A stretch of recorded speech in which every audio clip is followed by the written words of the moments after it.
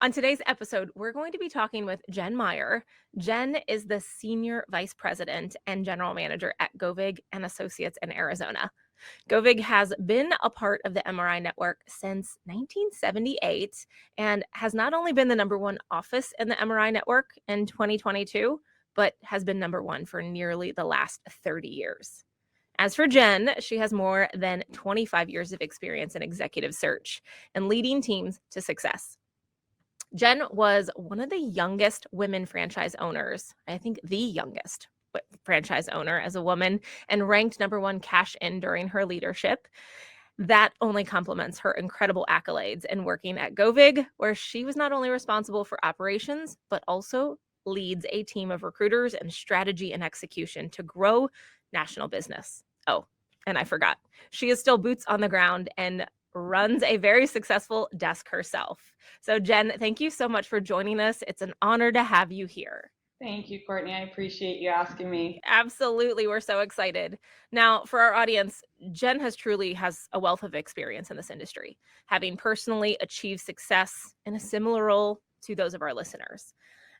She truly understands the challenges, the triumphs that this position and gives us, and is well equipped to offer valuable guidance to our entire audience. So today we're going to focus on the operational and foundational aspects of our business that really drive success: consistent, well-defined processes and accountability for your teams to provide leadership with that comprehensive view of business in general that really allows your teams to adapt to the changing market conditions that we're even seeing today. As a staffing and operations leader, it is important to really pay attention to how other firms in our industry are moving and operating in these market cycles. And through our conversation today, you're going to hear probably a theme that it truly starts with maybe choosing a platform, a point solution to build your overall tech stack around.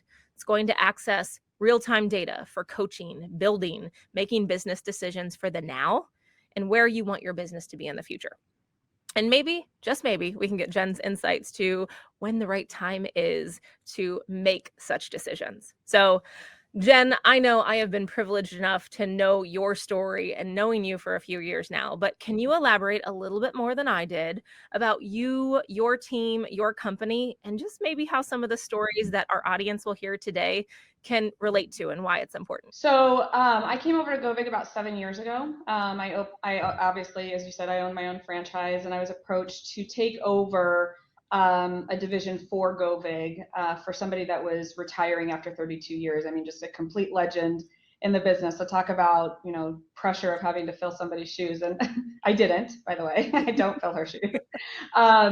So I took over a team, and frankly, just a lot of things had gone rogue. I mean, they had really no processes. It was a team that was very individualized. People ran 360 desks, and there wasn't a lot of collaboration or camaraderie or anything like that. And I unfortunately had to realign the team. And so I cut the team in half and have been building and growing it for the last 7 years. So I took a year and I just tried to figure it all out, and then I came in with like the black cape basically, and did the change. So we've been rebuilding since then. Right now we have 23 people on the team, 5 of which are operations people, like more internet researchers, sales support type of roles, and then the rest of them are ERs. So that's for your division. What about the entire company? How many are in the entire company? Because I've seen pictures and there's a lot of heads in that picture. There is a lot. So I believe we always hover around 100 people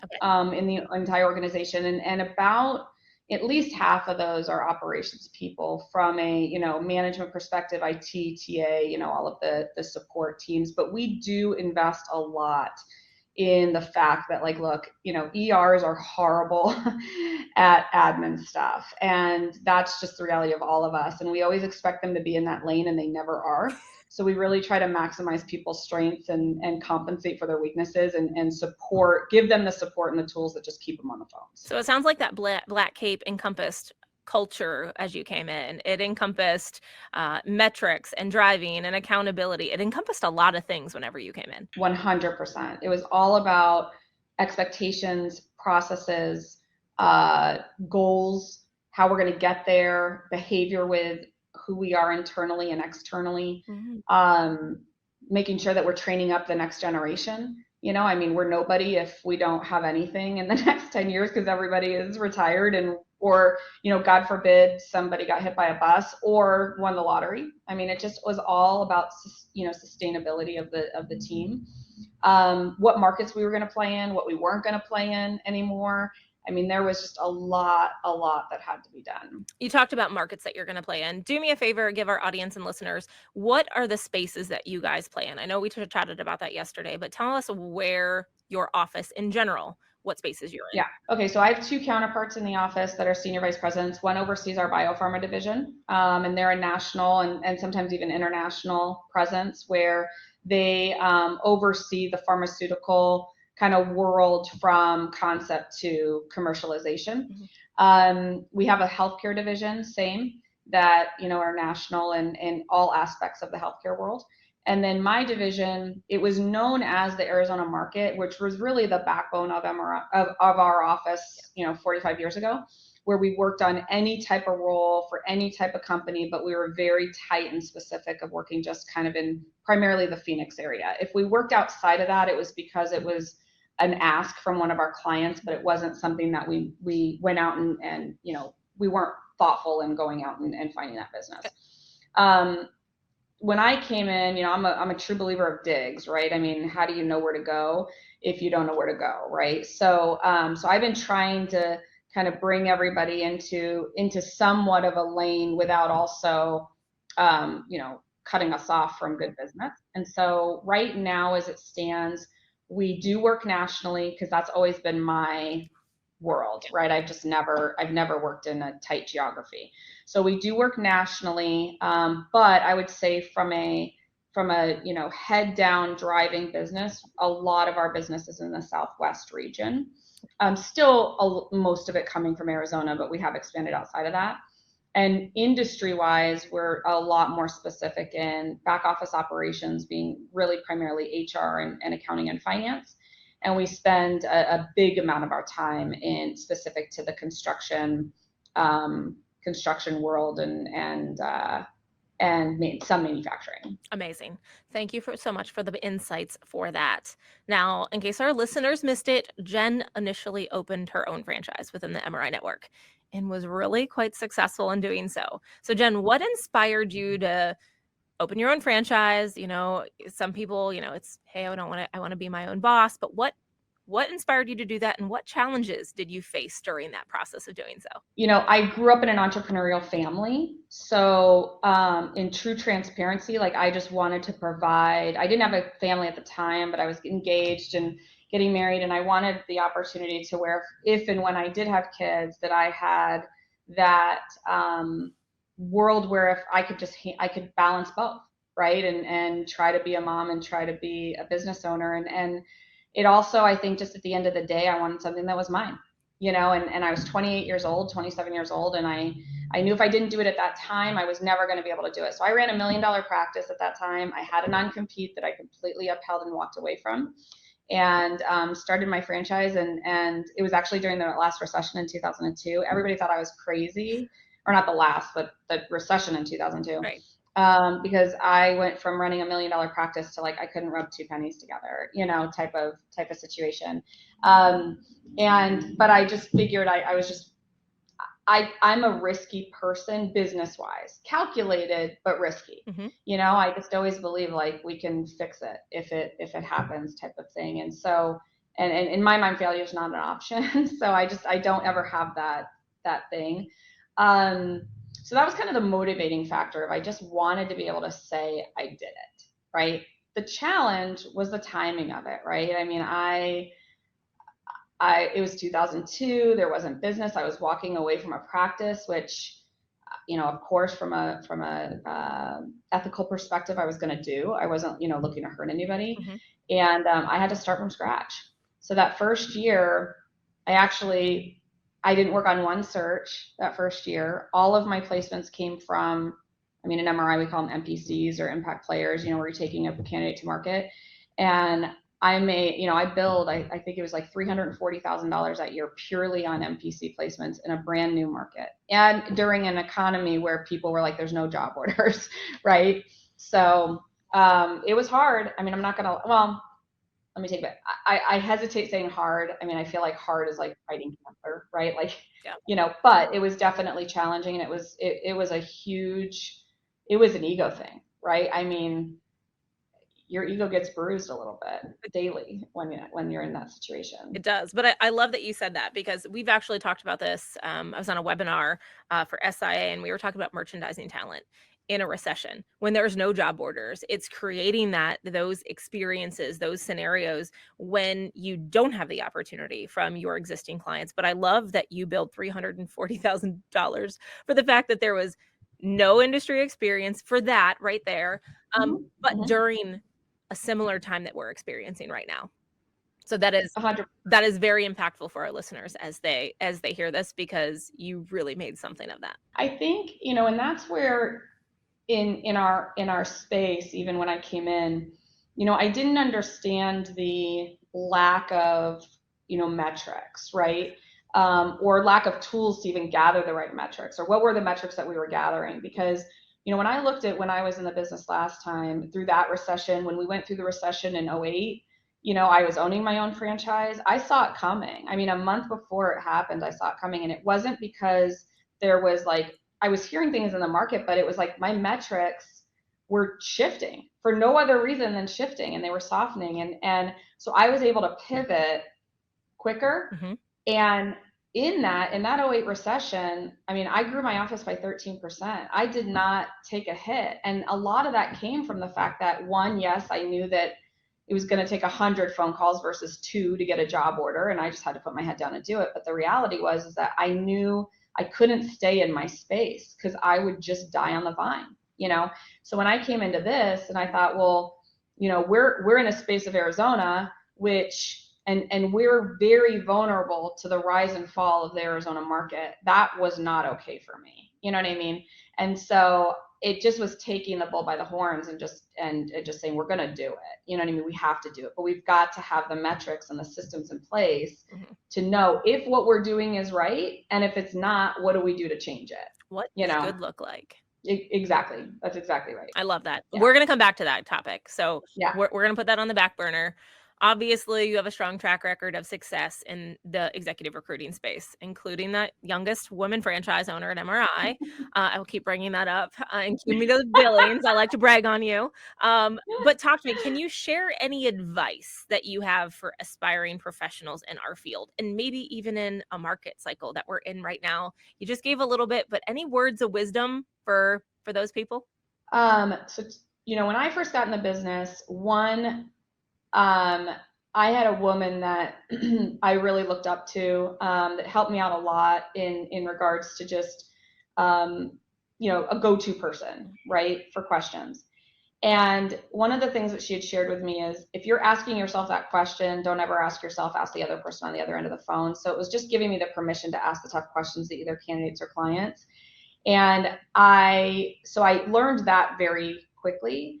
But to be honest, like, my motto in life has always been like, don't cheat off the dumb kid, right? Like, if there's somebody, I love that. I know that sounds so stupid, but just like, if you're gonna copy something, don't do it from somebody that hasn't been successful. Right. And so often you hear people that will take advice and they'll take guidance from people that have never done it before, right? Or they come into the business and they try to reinvent the wheel. And I'm not saying you can't reinvent the wheel by your own voice, but if there is things that have worked time and time again, do that first, right? Like, fail that way first. And then once you get that under your belt, then you can tweak it to your own style. And I am one that I do not color inside of the lines, right? Like, I don't know how, I never have. When I got into the business, that we did that chart of personality profiling, right? Yeah. And that conformity side, I don't even think there was a color line. It's non-existent. I mean, it's just not there, right? So I am not one to follow a process naturally. That's just not who I am. I'm not one to to follow the rules naturally in my personal or professional life. So it took a lot of discipline on my end to just stay within those lines, and now I've learned to become a little bit, I've kind of molded where I'm a little more disciplined in my personal life and I'm less disciplined in my business life, and we've kind of found the right formula. But it was like I found those people out there, because they're out there, that are willing to help you, but I only listened to the people that had done it before and been successful. And everything else was just noise in the background. Such great advice. Mentorship is so key. Huge. And I love that you're like, I don't conform to it, but then you're an operations person and you follow process and you hold data and metrics. I love the irony between that. Yeah. Hey, if following a process makes you money, like, hello, like, follow the process. Like, why do you have to be so? It makes money for everybody, more of it in the long run. So more, huge. Yeah. Okay, so how has the background of yours, we kind of talked about that background of owning your own firm and truly being feet on the streets, running your own desk. How has that influenced your leadership style at Govig? We just kind of talked a smidge about that, but any more on that? How has it influenced your leadership style personally at Govig? Well, I think for me, like, I'm never going to ask any one of my team members to do something that I wouldn't do myself, right? It's not to say I'm doing it, but I have, and I would if I needed to. My team knows the good news and the bad news is I know what they do. The good news is I know what they do, so I can empathize with the struggles and how they're beating their head up against the wall and the conversations they're having, and like you said, the highs and the lows of the business that just come naturally. Mm-hmm. But the bad news is I also know that, and so I know when they're telling me lies, or like they're just feeling sorry for themselves. And so I'm a big tough love, unfortunately, type of person. I mean, I'm a great cheerleader, but I'm gonna tell it like it is. And so I think from a leadership style, people know that I'm just going to be real with them. I'm not going to candy coat anything.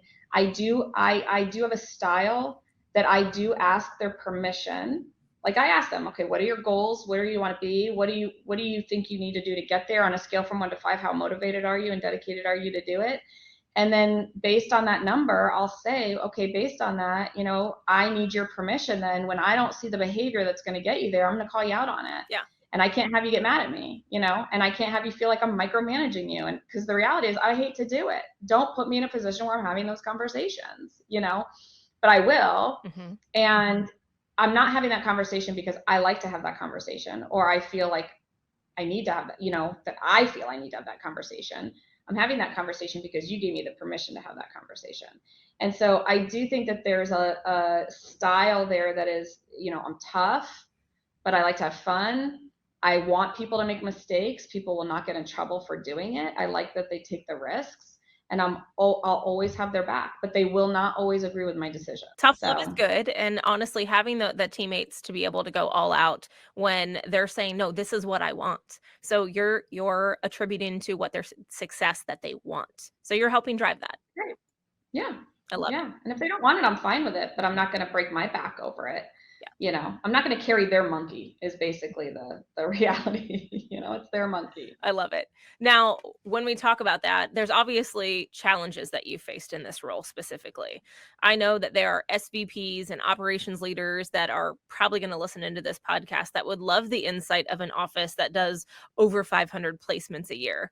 What are the challenges that you faced in roles here at Govig? Yeah, you had the black cape. You kind of learned that in the beginning. But what other challenges are you facing that others might relate to? I mean, look, I think that we face every challenge that every office of every size faces. We just face it on a greater scale because we have so many people, and you still have the challenges of getting people to put stuff into the system and making sure that they're getting the right metrics and and driving it that way.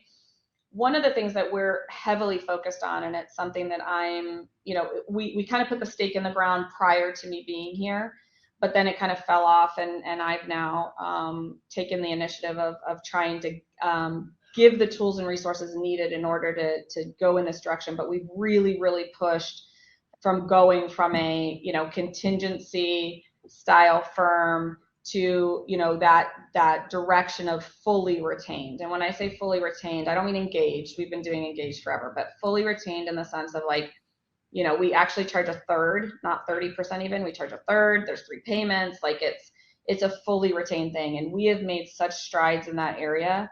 I mean, this year, you know, the largest placement that I was able to bring in and work with the team on, the fee was came to, I think it was like $318,000, right? One fee, right? So it's just getting and playing in that space of, you know, it's like being a waitress, right? You can either be a waitress at Denny's or you can be a waitress at the greatest steakhouse. Neither is a better or worse role. It's just, what do you want to do, right? Do you want to be in that fast-paced, highly transactional, you know, just moving like your attitude, which is there's room for that in this business?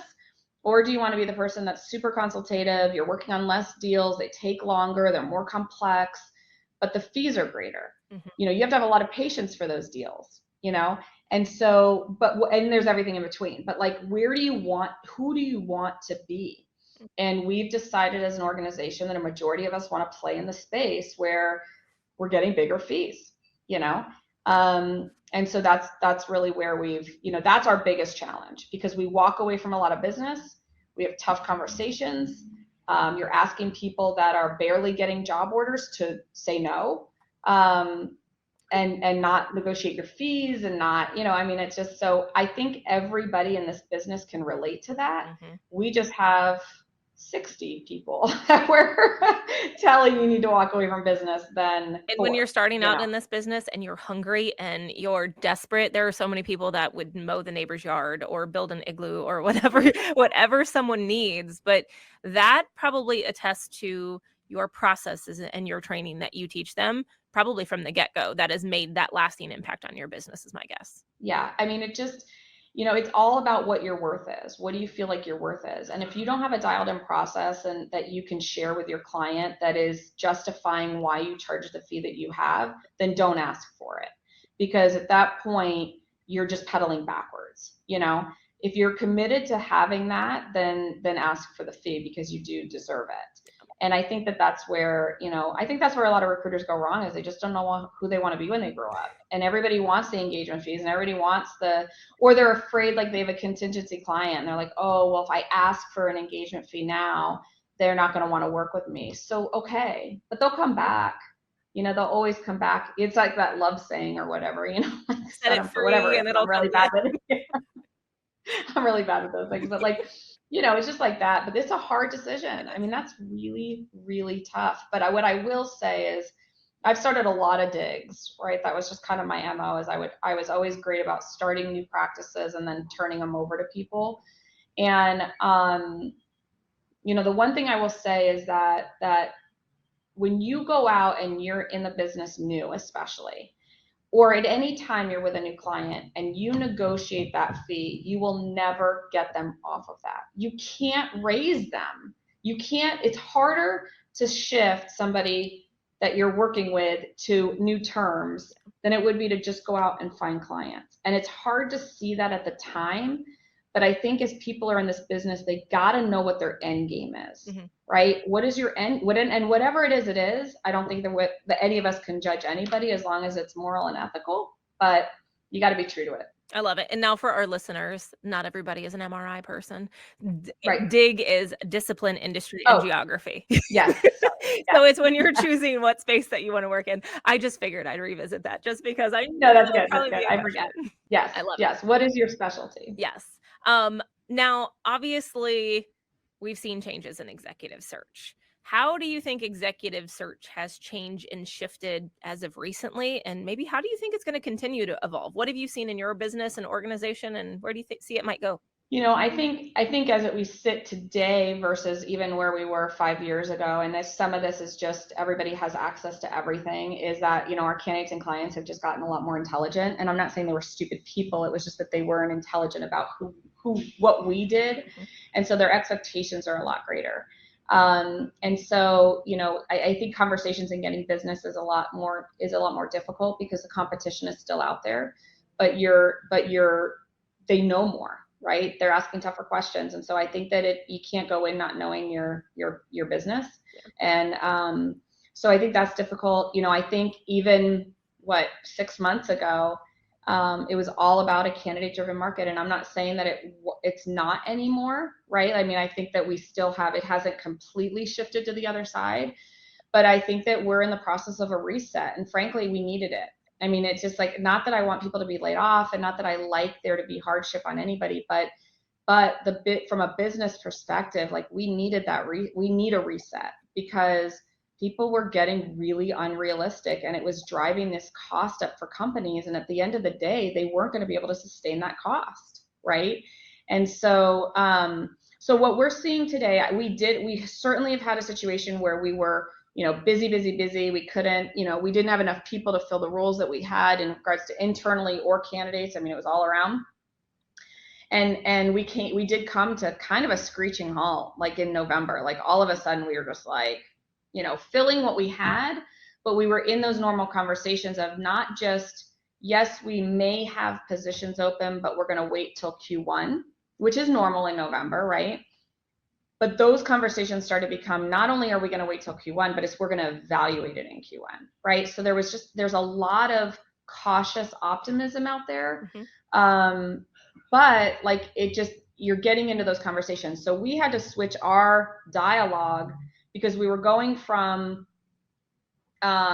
roles that were going to be new roles within an organization, because they needed more headcount to do the business, to now we're replacing, we're in those top grading conversations of, okay, so if you're going to downsize or right size or whatever you want to call it, or you're not going to add these roles, are the people that you currently have talented enough and have the skill set to take on all of the responsibility that you're going to need them to take on?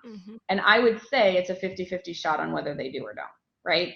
And so your conversations start to create opportunities out there, because you may have that person that could be better than their worst person. Right? Or you could go find the person that is better than their worst person. I think the only thing that you're overcoming with that is just this feeling of loyalty that people have to their people. Is it bad etiquette to be replacing somebody that, you already have? I mean, there's some of that, but the conversations shift. We talked earlier, and I said, like, it's been slow, and I'm telling you, it's just like, it was like, manifesting it out in the marketplace or whatever. But we are, I mean, even just in the last few days, people that were holding in November and December have come back to us. So, I mean, I don't think we're going to be where we were, right? I do think that there's going to be a little slowdown. And I think the most important thing is that the recruiters are going to have to just lean in a little bit more. But the business is out there. I mean, for sure. Have you shifted even with your teams to, I mean, I'm sure this is already part of your daily process, but have you pushed the selling, the merchandising talent, the MPCing concept within your teams right now with this slowdown? Yes. And I go into it a little bit different, to where I give them and say, like, look, you may not place that person. It's just mainly giving you a point of conversation to go into, and, opening the dialogue.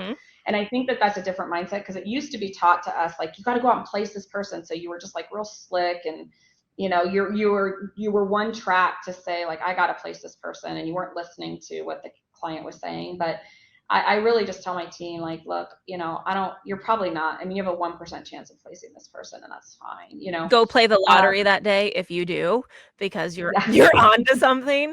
But you're right, it's actively listening. What it sounds like you're teaching your teams, it's really actively listening. It's really pushing those conversations in the right direction, not just the, hey, do you need a guy? I got a guy kind of concept. Exactly. So, I have a lot of young people on my team that came in for fulfillment because we had so many job orders.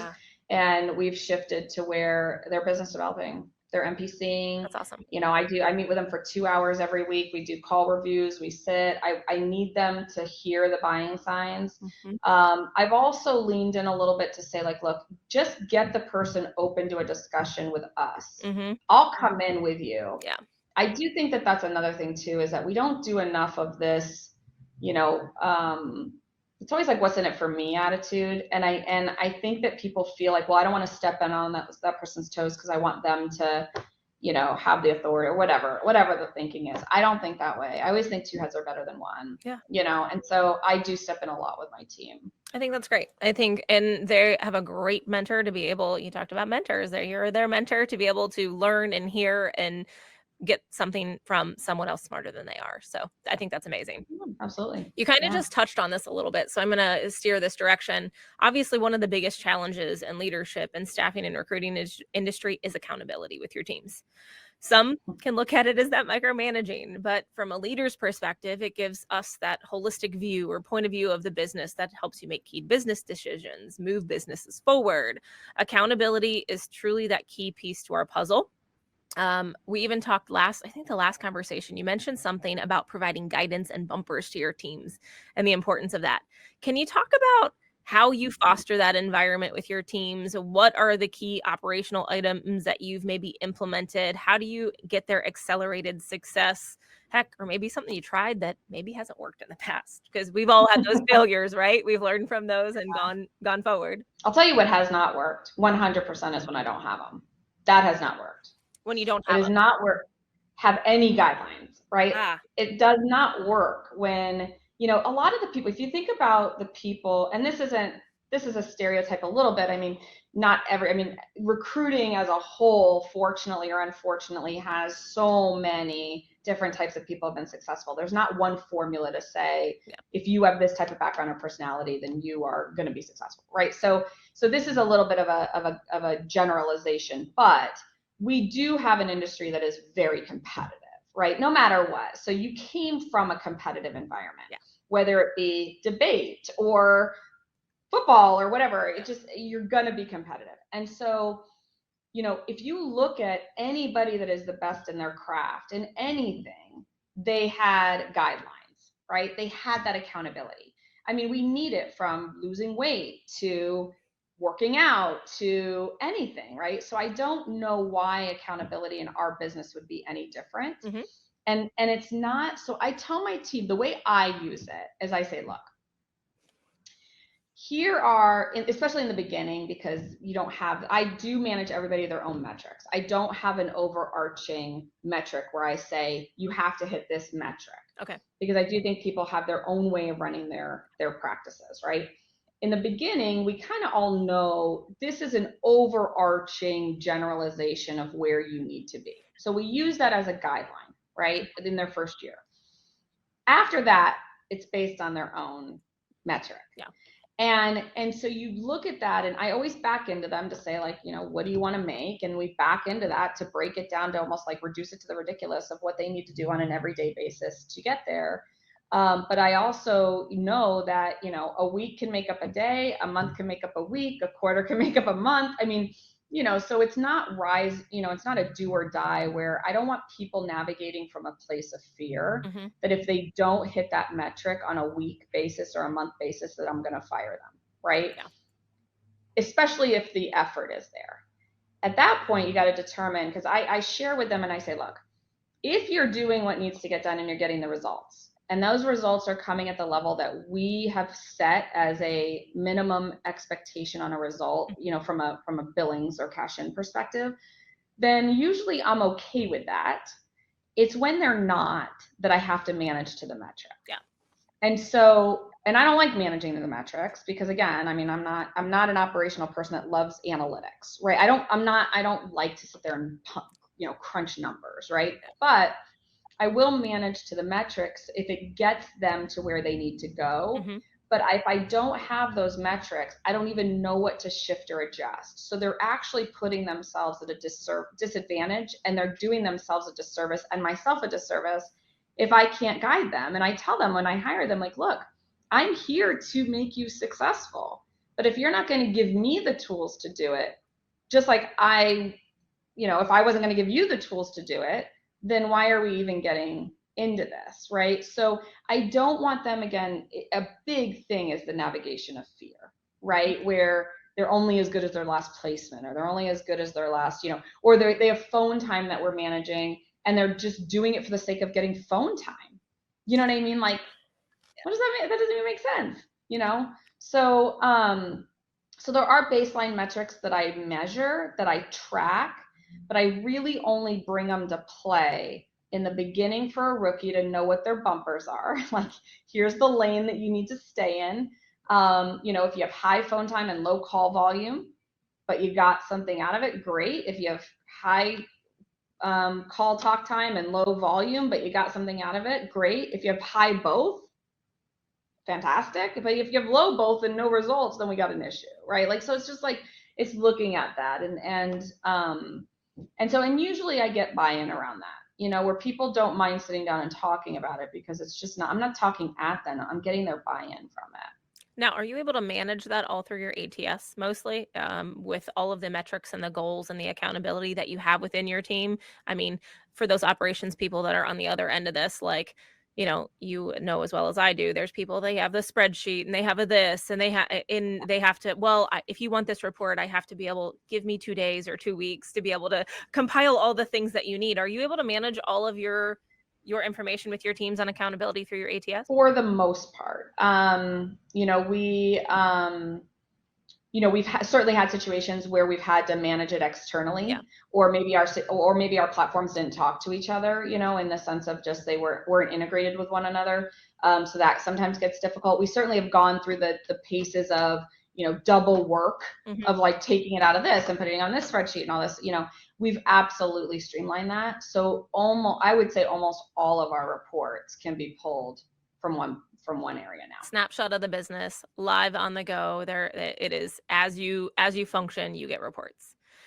Shameless plug. I hate to say this, but our last conversation, we really talk about your office's recent decision to change ATSs, and you actually, selfish plug, came to Create. We're very excited to have you. It's been great. Talk to me about the decision-making process of why now, because we've talked about this potential looming gray cloud that we have going on that makes people panic. So why did your team make the decision right now to make the change of an ATS?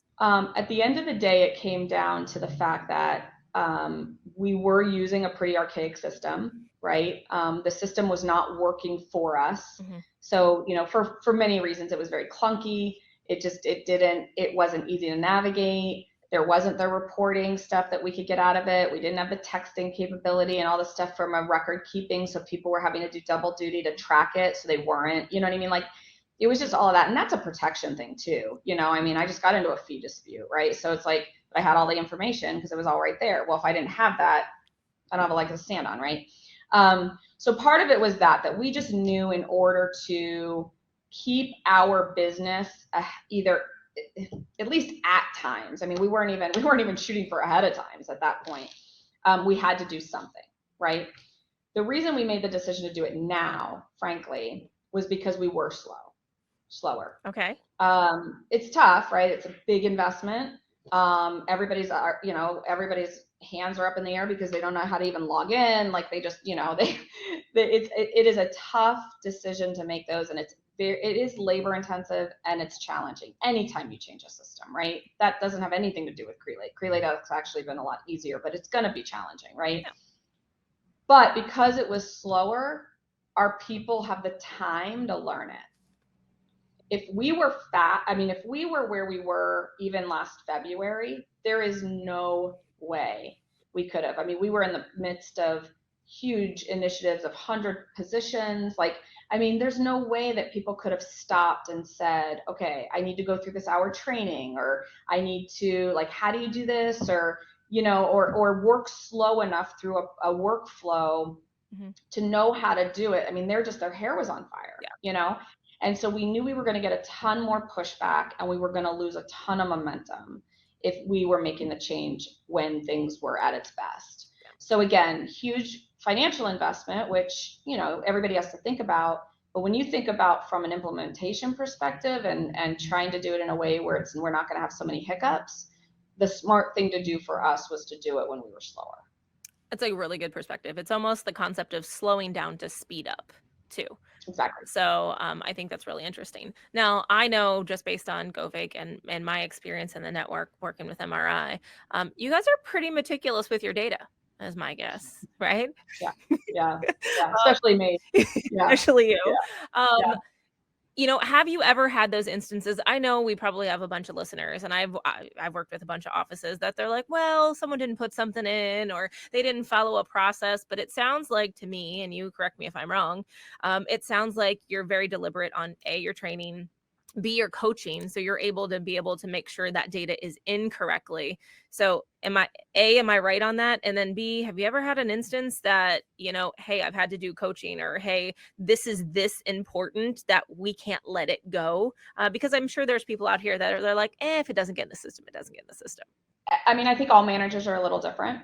I will tell you how I manage, and I am like, our database is our Bible, right? And one, I don't have the memory anymore. I'm too old to remember what my conversations were or what was what. So I rely on it from that perspective. But it's a protection thing too, and it's a how do you maneuver faster, and you maneuver faster by having information at the tip of your fingertips, right? Like it's being able to get to it and get to it quickly. So I am very meticulous on the data that goes in, how it goes in, why it goes in, and making sure that we can extract that data. Because there's no point of putting data in there if you can't extract it, right? And so so that's really what I rely on, is that. The other pieces of, we have a lot of overlap on our team. So we have a lot of people that are in the same space. And so you have a situation where, people could be making the same calls to the same people. And then that just makes you look bad, right? Like if somebody's like, oh, well, I just got a call from your company yesterday or whatever, that's just terrible. And I wasn't going to get into dispute conversations about who owned what client. And I wasn't going to get into dispute conversations of who owned what candidate. I just wasn't. And unfortunately, Kortney, like I have had a couple situations where top billers, I mean, my key people didn't have something in there and felt that they were owed a fee, and I didn't pay them. I mean, I had to draw that line, and they didn't like it, and I didn't like having the conversation. Yeah. But at the end of the day, they're the ones that put me in the situation of having to have that conversation. You know what I mean? I didn't do it, and they were very clear with what my stance was. There's always gray in our business, right? That's just business in general. Absolutely. But there are things that can be black and white, and those things that are black and white, they've got, you've just got to draw that line in the sand. It's just like parenting, right? Like it's like anytime you like give a little, they're going to want more. And you know what? I would too if I was on the other side. So I don't blame or judge or anything, right? But it's got to be like, this is my stance, And so because of that, because they know, they could do all the work, and if it's not in there, it didn't happen. It's in there. I bet it only happened once, is my guess. Twice, but not with the same person. Okay, fair. Okay. Everybody learned from that. And especially like you joke about getting old, but your office makes 1,500 calls a day. Nobody can. I don't know. When I was running a desk, I couldn't remember at the end of the day the 60 people that I called. So if you're not putting it in, you're not be able to track it, then how are you being able to be coached? How do you know what good looks like, and how can you get better from it? Yeah, absolutely. I love it. Because whenever you have a job order, you look at it, and if things aren't going the way that you want, right, you're always thinking about, okay, is it effort or is it the job order? Yeah. And a lot of times it's effort. Because we always think we're making more, doing more than we are, right? It's just reality. So, but a lot of times it's effort, but you can't even go to a place of knowing that if you don't have the metrics. We also, I'll tell you what, I wish I had these numbers. I didn't think about it before we got on this, but I cannot tell you how many jobs we have filled on full retainers, that it was a one and done job. Because we could sit down with our clients. We don't only use those metrics internally, right? Yeah. We will sit down with our clients and we will say, hey, here are how many people that we've reached out to. We've reached out to 1,500 people, whatever it is, right? Out of those 1,500, we've had 300 conversations. Out of those 300, this amount of people were happy. Here's who weren't interested because of location. Compensation was too low. Whatever it was, right? And so we're giving that data to our clients to give them market knowledge of what's happening in their market real time, not from these crazy websites, and allowing them to make the decision that they need to make for their own team. And because of that, we'll tell them like, look, We'd love to put 3 to 5 candidates in front of you, but the reality is it may be one. But we can get the decision off of that one because they know that they're not going to look at us and say, which we've all heard, you know what, I liked them, but I want to see who else is out there. I mean, we've all heard it, right? And it's just like, you know, we don't have those conversations when we have the numbers. When we don't have the numbers, guess what conversation we get into all the time? Exactly that. Show me more, show me more, show me more. You know, so it's not just internally. You know, it's not only just an internal guideline of are we doing our job and how are we doing it, but it's a tool that we use for our clients to get the fees that we get and to have the process that we have. But that's that change to that consultative approach. There are so many people that are desperate for business and they're like, what do you need? You need a purple horn and a green ear and all of those things. I'll find it for you. And it won't exist because clients, let's face it, they're unrealistic. When I was running a desk, there was someone that said, oh, I need someone with iOS experience for 20 years. What didn't exist? But they, you know, they wish for the moon. But when you take the approach to say, here I am in all transparency, this is what I can do, this is what other clients I'm seeing, and you have that full spectrum, you're giving them more knowledge that not only they can use themselves, but they can take to their leadership teams. And you know, and it also, you know, when you're in that, you know, pitching mode of trying to just, you know, get the search, and determining whether you want it or not, right? It's not even about whether they'll give it to you. It's about whether it's a good job, you know, good search for you to work on. To be able to say to them, look, we just wrapped up a search very similar to this, and here are our metrics.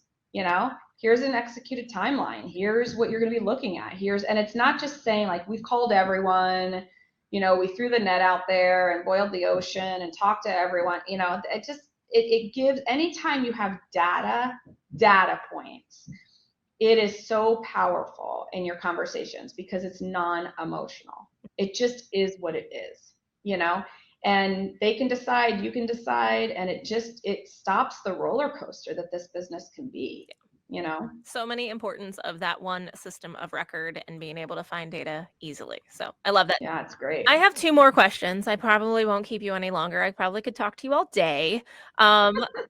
The first one of those 2 is, can you tell us any more about your plans to upgrade any more of your tech stack at Govig? How you plan to improve any efficiencies within your business? Is there anything else on your horizon? You know, it's funny that you just asked that because I literally just walked out of a leadership meeting that we're going to be pulling like all of our subscriptions. What are we paying? Where are we? What are we using? What are we not using? There is a couple that I know we're looking into. And I apologize because the names are escaping me, but I mean, it is something that we do look at an annual basis. And we actually just talked about it probably makes sense to look at it semi-annually, because it just, you know, it's always changing, right? That's the thing, is as soon as you decide to get something from a technology perspective, the next best thing has come out, right? So, but you got to look at what's working for you. And so I can't really answer that, but I will tell you we're always looking at it. I don't think we've ever not. I love that. You know, number one, being open to the conversation and open to, I love that you evaluate. I had a recent conversation with Maurice Fuller from Staffing Tech, and he really talks heavily about technology, goes consults, but are you getting out of your systems what you need, number one, to make sure we're paying what we need, evaluate, but never stop looking. But I think the other caveat is don't be fooled by these technologies that say they're the silver bullet, that they're going to fix your problem in your company, 100%. But reality, it's a process problem or a data problem or another problem. So just to have open eyes of those concepts, I think is crucial whenever evaluating. I would agree with you 100%, Kortney. I mean, you know, a lot of people just do it because they've always done it, and I will say we do have actually something in our system that we track where placements come from, right? So we can evaluate it annually and say, okay, well, we're investing this amount of money in this process or product, but did we get a return on investment from it? You know, and there are times the answer is no, and we go, that didn't work, and we move on. And there's times that the answer is yes, and we continue to do it, or we get more licenses or whatever. But yeah, we're always open to those. That's wonderful. Good to hear. My last and final question, Jen, is do you have any last words of wisdom for leaders in the talent business as they start their new adventure this upcoming year? So any words of wisdom for our audience listeners? I mean, listen, I don't know if this is wisdom other than don't try it. If you're going to try something, go try something else. If you're going to do it, just do it, right? Like lean in and do it. And it takes a lot of commitment. It takes a lot of focus. It takes a lot of thoughtfulness. But be committed, because I feel like people that just try it, and it's with anything. It doesn't even mean that they're new in the business. It could be that they're trying a new direction, right? Trying to find a new industry to specialize in, whatever it is, right? Just put the stake in the ground and be committed to doing it. Because if you're just trying it where you have the toe in the water, you're always going to find excuses as to why it's not working, versus looking internally and saying, what am I doing that is either affecting it in a good way or affecting it in a bad way? So either commit or don't, but don't be half in, half out on anything. So that, and again, I don't know if that's wisdom, but it just is, this is a great business. I mean, a fantastic business. I don't know, I'm an outdoor rec major in college. Like I'm not Nice. I'm not really like equipped to be anybody. But I worked hard, and I put good people around me, and I was willing to take the chances. But I was all in, and I've always been all in. And there was no, right now, I don't even know if I'm hireable anywhere else, right? Like, because I'm in a protected class. But I just feel like, there's no other business that I think would have afforded me the life that I've had. And I do get really excited for people around me to have that same opportunity, because it really is fantastic. What other business do you know that could be so involved in learning and talking to key CEOs and strategizing with them and sitting at the table with them and having such a wide variety of conversations? I mean, if you're somebody that's intrigued by that, or you're somebody that's curious, you just have a natural curiosity, this business will fulfill everything in your world, right? But it isn't easy. It isn't easy, but I think it's worth it for sure. I love that. That is great words of advice. I probably could use that. Can I record that and put it on repeat for some of my own personal motivational stuff? I'm gonna frame it and put it up. I just need a wall. cardboard and cutout. Beat up the dumb kids. Yep, I need a cardboard cutout as well, so you can tell me to go get motivated. I love it. I doubt it, Kortney, not you. Well, not Jen, you. Thank you so much for joining us today. This was fantastic, and I really enjoyed our conversation. Absolutely. It's good to see you, and thanks for having me. It was good to see you too. Now, Jen gave us some really key information to show what good looks like through operations, managing teams, accountability, and really through data. And as you're having these conversations and leading your teams into next year, or this year, I should say, be sure to have those deliberate conversations and establish that foundational process and measure them before your firms and agencies are really sprinting to scale or trying to find that magic bullet or pain point of your business. Jen said, if it didn't happen in the system, it didn't happen at all. And I fully agree. So having your platform and point solution to build not only your tech stack, but your team around with driven collaboration, cohesion, and data that will strengthen your organization and streamline where you want your organizations to be in the future. So please keep an eye out for our next industry spotlight releasing in February, where I will get to sit down and talk with Lauren Jones, founder of Leap Consulting, co-host of You Own the Experience podcast, and advisor for the staffing and recruiting industry. We'll talk to her about her journey to success and what she's seen in consulting and road mapping for the future, evangelizing your tech stack, and the differentiators that you can create for your organizations. Thanks so much for joining us for the Industry Spotlight.